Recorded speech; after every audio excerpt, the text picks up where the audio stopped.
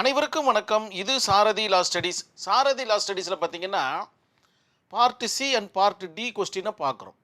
ஒரு சில யூனிவர்சிட்டிக்கு தகுந்த மாதிரி பார்ட் சியில் பார்த்தீங்கன்னா இல்லுஸ்ட்ரேஷன் வருது, ஒரு சில யூனிவர்சிட்டியில் பார்ட் டியில் வருது. இவ்வளோதான் வித்தியாசம், பெரிய வித்தியாசம் கிடையாது. பிஎன்எஸ்எஸ் அண்டு பிஎன்எஸ், அதாவது இதுக்கு முன்னாடி சிஆர்பிசி அண்டு ஐபிசியாக இருந்துச்சு இல்லைங்களா, இப்போ மாறி இருக்கு. ஸோ அதன் அடிப்படையில் ரெண்டுமே கலந்தா மாதிரி தான் வரும் இல்லுஸ்ட்ரேஷன் பேஸ்டு கொஸ்டின். நல்லா புரிஞ்சுக்கணும். நீங்கள் இதை விட்டுட்டு அதையும், அதை விட்டுட்டு இதையும் உங்களால் எக்ஸாமில் எழுதவே முடியாது. அதனால் மிக கவனமாக நோட்ஸ் எடுத்துக்கோங்க. இரண்டுமே கலந்தா மாதிரி தான் வரும். ஃபார் எக்ஸாம்பிள் பார்த்தீங்கன்னா இங்கே பிஎன்எஸ் வருது பாருங்கள். நீங்கள் பார்த்தீங்கன்னா எஃப்ஐஆர்னு பார்க்கும்போது பிஎன்எஸ்எஸ் வரணும், சார்ஜ் ஷீட் பார்க்கும்போது பிஎன்எஸ்எஸ் வரணும். ஸோ ரெண்டுமே கலந்தா மாதிரி எழுதக்கூடியது தான் இந்த இல்லுஸ்ட்ரேஷன் பேஸ்டு கொஸ்டின்ஸ். அதாவது part C and part D. Part ஏவும் பார்ட் பியும் அந்த மாதிரி எழுத வேண்டிய அவசியம் இல்லையா அப்படின்னு கேட்டிங்கன்னா கண்டிப்பாக எழுதணும் தான், நல்ல விஷயங்கள் தான். ஆனால் அதுக்கு பெரிய இம்பார்ட்டன்ஸ் கொடுக்க வேண்டிய அவசியம் இருக்காது. ஏன்னா நேரடியாக நீங்கள் அதற்குண்டான பதிலை எழுத வேண்டிய சுச்சுவேஷனில் வந்துடுவீங்க. ஃபார் எக்ஸாம்பிள் சார்ஜ் ஷீட்டுன்னு கேட்டாங்கன்னா சார்ஜ் ஷீட்டை மட்டும் எழுதுனீங்கன்னா போதும். அதில் இருக்கிற சார்ஜஸை பற்றி நமக்கு பெருசாக கவலை தேவையில்லை. நம்மளுக்கு குற்றங்களை பற்றி நம்மளுக்கு பெருசாக எழுத வேண்டிய அவசியம் கிடையாது. அதே போல் சென்டென்ஸ்னால் சென்டென்ஸை மட்டும் எழுதுனா போதும். இதற்கு முன்னாடி ட்ராவல் ஆகி வந்த விஷயங்களை எழுத வேண்டிய அவசியம் இருக்காது. ஆனால் இல்லுஸ்ட்ரேஷன் பேஸ்டில் அப்படி இருக்காது. கண்டிப்பாக சிஆர்பிசியும் ஐபிசியும், தட் மீன்ஸ் பிஎன்எஸ்ஐயும் சேர்ந்த மாதிரி எழுதுனா மட்டும்தான் இதற்கு ஆன்சர் மிக தெளிவாக உங்களால் கொடுக்க முடியுன்றதை இந்த இடத்துல பதிய வச்சுட்டு நான் கொஸ்டினுக்குள்ளே போகிறேன். இப்போ உங்களுக்கு ஒரு ஐடியா கிடச்சிடுச்சு இல்லுஸ்ட்ரேஷன் பேஸ்டு கொஸ்டினை எப்படி எழுதணும் அப்படின்னு. ஸோ ரெண்டு சப்ஜெக்டையும் கம்பைல் பண்ண மாதிரி எழுதணுன்ற மாதிரி ஒரு ஐடியா கிடச்சிச்சு. அதாவது ஐபிசியும் சிஆர்பிசியும். நான் கொஸ்டின் படிக்கிறேன் பாருங்க. எக்ஸ்ன்ற ஒரு நபர் கடுமையான காயத்தை ஏற்படுத்தியதற்காக, இவர் தான் பார்த்தீங்கன்னா இந்த இடத்துல accused. X is a accused. Whether X is a accused is right அப்படின்ற மாதிரி ஒரு கொஸ்டினை கேட்டு எஸ்ன்னு கொடுங்க. காயத்தை ஏற்படுத்தியதற்காக விசாரிக்கப்பட்டு, தட் மீன்ஸ் ஆனரபிள் கோர்ட்டில் ட்ரையல் எடுக்கப்பட்டு சென்டென்ஸ் கொடுக்கப்படுகிறது, தண்டனை விதிக்கப்பட்டது அப்படின்ற மாதிரி சொல்லியாச்சு.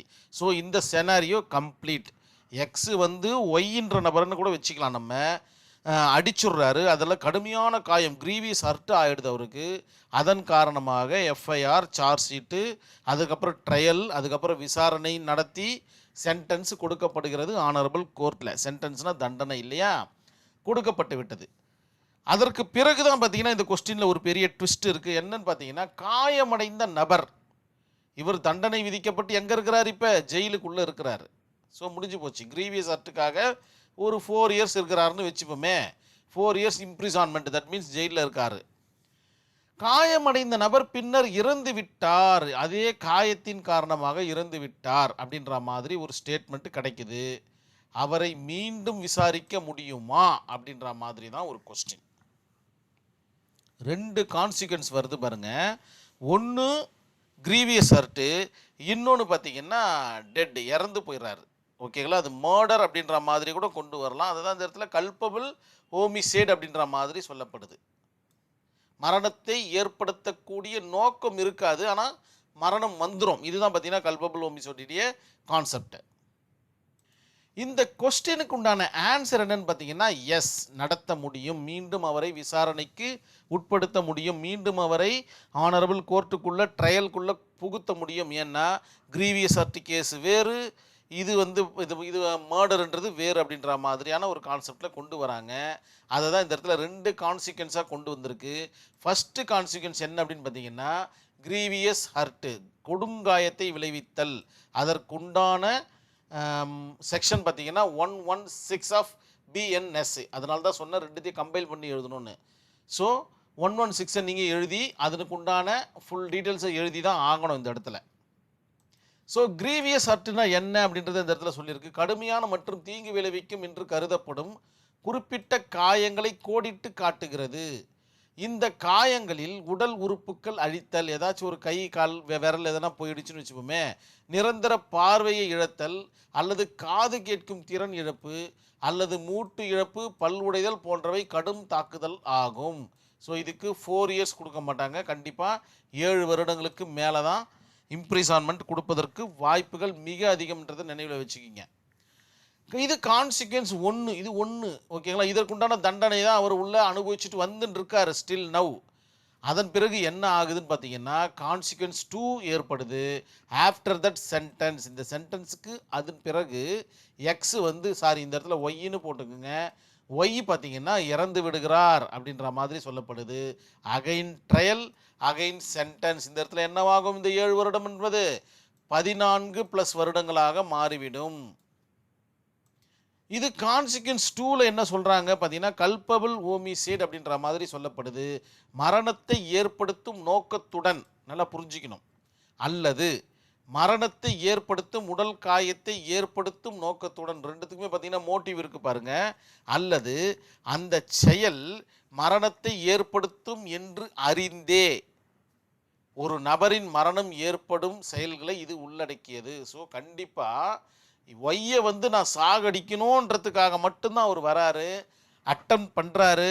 அட்டம்ப்டில் பார்த்தீங்கன்னா அவர் தோல்வி உறுகிறார். தோல்வி உறும் பட்சத்தில் அது கிரீவியஸ் ஹர்ட்டாக மாறுது. கான்சிக்வன்ஸ் 1 இங்கே கம்ப்ளைண்ட் பதியப்பட்டு அவருக்கு தண்டனை விதிக்கப்படுகின்றது. அதன் பிறகு என்ன ஆகுது அப்படின்னு பார்த்தீங்கன்னா கான்சிக்வன்ஸ் 2, அவர் அதாவது என்ன நோக்கத்திற்காக அவர் அதை அடிக்கிறதுக்கு வந்தாரோ அந்த விவகாரம் நடந்து எறிகிறது, நடந்து விடுகிறது. அவர் மரணிக்கிறார். மரணிக்கும் போது கான்சிக்வன்ஸ் 2 ஏற்படுது. அவருடைய மறுபடியும் ட்ரையலில் கொண்டு வராங்க கல்பபிள் ஹோமிசைட் என்ற பேஸில். கல்பபிள் ஹோமிசைடுடைய செக்ஷன் பார்த்தீங்கன்னா 100 ஆஃப் பிஎன்எஸ் அப்படின்ற மாதிரி நோட் பண்ணிக்கிங்க. மிக அற்புதமான ஒரு கொஸ்டினும் கூட. ஏன்னா இந்த மாதிரியான கொஸ்டின்ஸ் தான் ப்ராக்டிஸுக்கு தேவைப்படும் நம்மளுக்கு. சரி, இதெல்லாம் பார்த்தீங்கன்னா உங்களுக்கு பார்ட் ஏலையும் பார்ட் பிலையும் உபயோகப்படுத்த முடியாதா அப்படின்னு கேட்டிங்கன்னா ஏன் உபயோகப்படுத்த முடியாது? நீங்களே ஒரு இல்லுஸ்ட்ரேஷன் போட போகிறீங்க. இப்போது ஃபார் எக்ஸாம்பிள் பாருங்களேன், கிரீவியஸ் ஹர்ட்டில் கேட்குறாங்கன்னு வச்சுப்போமே. கிரீவியஸ் ஹர்ட்டில் கேட்குறாங்கன்னா கல்பபிள் ஹோமிசைடில் கேட்குறாங்கன்னா நீங்கள் இந்த இல்லுஸ்ட்ரேஷனை எழுதிட்டு இந்த 2 கான்சிக்வன்ஸையும் எழுதிட்டு இந்த 2 செக்ஷனையும் எழுதிட்டு இந்த 2 கேஸ் ஸ்டடி எழுதுனா உங்களுக்கு நான் மதிப்பெண் போட மாட்டேன்னு சொல்கிறாங்க. அதைத்தான் கரெக்ஷன் பண்ணுறவங்க எதிர்பார்க்குறாங்க. ஏன்னா உங்களுடைய அந்த மன ஓட்டங்கள் எப்படி இருக்குன்றதை செக் பண்ணுறதுக்காக தான் இந்த மாதிரியான கொஸ்டின்ஸ்லாம். சரி, இப்போ இதில் இன்னும் ஒரு நபர் பார்த்தீங்கன்னா உள்ள என்ட்ரி ஆகிறாரு. டபுள் ஜியோபெட்ரி அப்படின்ற ஒரு கான்செப்ட் பார்த்தீங்கன்னா உள்ள என்ட்ரி ஆகுது. அதாவது ஒரு குற்றத்திற்காக ஒருவரை ஒரு முறை மட்டுமே தண்டிக்கப்பட வேண்டும், மறுபடியும் விசாரணை நடத்தி அந்த நபரை தண்டிக்க முடியாது அப்படின்னு யார் சொல்கிறதுன்னா இந்தியன் கான்ஸ்டிடியூஷனில் ஆர்டிகல் 20 சப்கிளாஸ் 2 வரையறை செய்கிறது. அப்போ இந்த கொஸ்டினுக்கும் இந்த டபுள் ஜியோபெட்ரிக்கும் நேரடியான ஒரு ரிலேஷன்ஷிப் இருக்குன்றதை நம்மளால் உணர முடியுது. ஆனால் இந்த இடத்துல பாருங்களேன், ஒரு முறை மட்டுமே தண்டிக்க வேண்டும், ஒரு குற்றத்திற்காக மட்டும். இந்த இடத்துல நல்லா நோட் பண்ணணும் நீங்கள், ஒரு குற்றத்திற்காக ஒருவரை ஒரு முறை மட்டுமே தண்டிக்க வேண்டும். ஆனால் இந்த இடத்துல பாருங்கள் 2 குற்றங்கள் நடைபெற்று விட்டது. அதாவது முதல்ல மோட்டிவ் இருக்குது அவரை கொல்லணும்னு, ஆனால் கொல்லாமல் அவர் தப்பிச்சிக்கிறாரு. அதன் பிறகு அந்த விஷயம் நடந்துருது. ஸோ 2 குற்றங்களாக பார்க்கப்படுகிறது.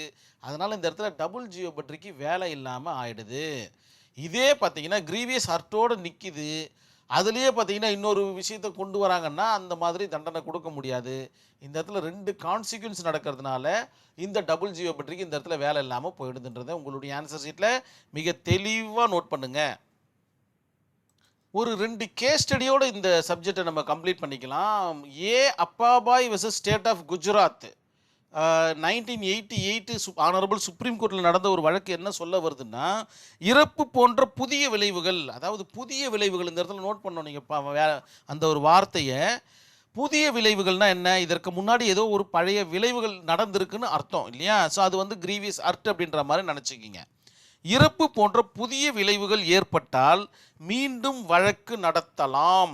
யார் சொல்கிறது? ஆனரபிள் சுப்ரீம் கோர்ட்டு சொல்கிறாங்க. அதன் பிறகு இன்னொரு வார்த்தையை வேற சொல்கிறாங்க, இதற்கும் டபுள் ஜியோபெட்ரிக்கும் எந்தவித சம்பந்தமும் கிடையாது அப்படின்ற மாதிரி சொல்லிட்டாங்க. அப்பாபாய் வெர்சஸ் ஸ்டேட் ஆஃப் குஜராத்தில். அதே போல் state of Karnataka versus Muralidharan அப்படின்ற ஒரு கேஸ் ஸ்டடியில் 2009 நடந்தது. சேம் கான்செப்ட் அப்படியே ரிஃப்ளெக்ட் பண்ணியிருக்காங்க ஆனரபிள் சுப்ரீம் கோர்ட். ஏன் ஃப்ரெஷ் ட்ரையல் பார்த்தீங்கன்னா பர்மிசபிள் அப்படின்ற மாதிரி சொல்லிடுறாங்க. எடுங்க, ஒரு ஃப்ரெஷ் ட்ரையலை எடுங்க. 2 குற்றம் நடந்துடுச்சு. ஏன்னா டெத் இஸ் அனதர் ஃபேக்ட் அப்படின்ற மாதிரி சொல்கிறாங்க. Grievous is one of the fact, death is another fact அப்படின்ற மாதிரி ஒரு ஸ்டாண்டை ஆனரபிள் சுப்ரீம் கோர்ட் எடுக்குது. இதற்கும் டபுள் ஜியோமெட்ரிக்கும் சம்மந்தம் இல்லைன்ற மாதிரி சொல்லிடுச்சு. ஸோ உங்களுடைய ஆன்சர் ஷீட்டில் என்னெல்லாம் கவர் ஆகணும்னு சொல்கிறேன் பாருங்கள், தெளிவாக நோட்ஸ் எடுத்துக்கோங்க. ஃபஸ்ட்டு இஷ்யூஸை ஃப்ரேம் பண்ணுறீங்க, அதாவது ஃபேக்ட்டு, அதுக்கப்புறம் ஃபேக்ட்டை ஃப்ரேம் பண்ணுறீங்க. இன்வால்வ்டு செக்ஷன், அதாவது உங்களுடைய ஃபார்மெட் ஒன்று இருக்குது பார்த்தீங்களா, அதை தான் நீங்கள் ஃப்ரேம் பண்ண போகிறீங்க. அதன் பிறகு பார்த்தீங்கன்னா கிரீவியஸ் ஆக்டை பற்றி ஃபுல்லாக எழுத போகிறீங்க, அதற்குண்டான செக்ஷனை நோட் பண்ண போகிறீங்க. அதே மாதிரி கல்பபிள் ஓமிசைடை பற்றி ஃபுல்லாக எழுத போகிறீங்க, அதனுடைய செக்ஷனை நோட் பண்ண போகிறீங்க. இதெல்லாம் பார்த்தீங்கன்னா பிஎன்எஸ்ல வரக்கூடிய விஷயங்கள். பிஎன்எஸ்எஸ்ல என்னென்ன விஷயங்கள் இருக்குன்னு பார்த்தீங்கன்னா, எஃப்ஐஆரை பற்றி லைட்டாக டச் பண்ணோம், சார்ஜ் ஷீட்டை பற்றி டச் பண்ணோம், சென்டென்ஸை பற்றி டச் பண்ணோம்.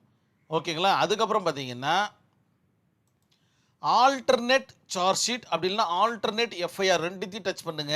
அப்படி இல்லைனா ஃப்ரெஷ் எஃப்ஐஆர்னு போட்டு விஷயத்தை முடிங்க. அதன் பிறகு டபுள் ஜியோமெட்ரினா என்னன்றதை நீங்கள் எழுதணும்.